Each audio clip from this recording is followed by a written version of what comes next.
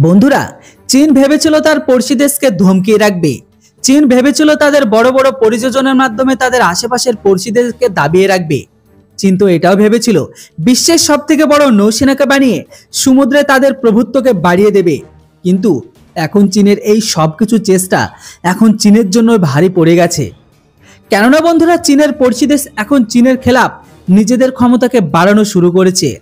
বন্ধুরা, চীনের যে সমস্ত পড়শি দেশগুলো নিজেদেরকে অ্যাডভান্স বানাচ্ছিল আর এখন তারা অ্যাডভান্স লেভেলের অস্ত্রের সাথে যোগ হচ্ছে। চীনের এমন একটি পড়শি শত্রু দেশ ফিলিপিন্স চীনের জন্য সমুদ্র থেকে শুরু করে আকাশ পর্যন্ত সৈন্য ক্ষমতাকে বাড়ানোর ঘোষণা করে। ফিলিপিন্স প্রথমেই ব্রহ্মোস মিসাইলকে কেনে ভারত থেকে। এই ফিলিপিন্স এখন আরও ব্রহ্মোস মিসাইলকে কেনার প্রস্তুতিতে আছে। কিন্তু বন্ধুরা, ভারতের ব্রহ্মোস মিসাইলকে কেনার পরে ফিলিপিন্স এখন ভারতের সাথে মিলে সাবমেরিনকে বানানোর যোজনা করছে। যে ফিলিপিন্সের কাছে এই মুহূর্তে একটিও সাবমেরিন নেই।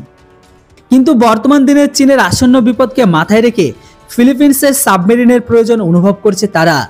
যদিও ফিলিপিন্সের বাজেট কম হওয়ার কারণে ফিলিপিন্স দামি সাবমেরিনকে কিনতে তো পারবে না বা বানাতেও পারবে না। তাই এমত অবস্থায় ভারতই একমাত্র দেশ যারা তাদেরকে সাহায্য করবে।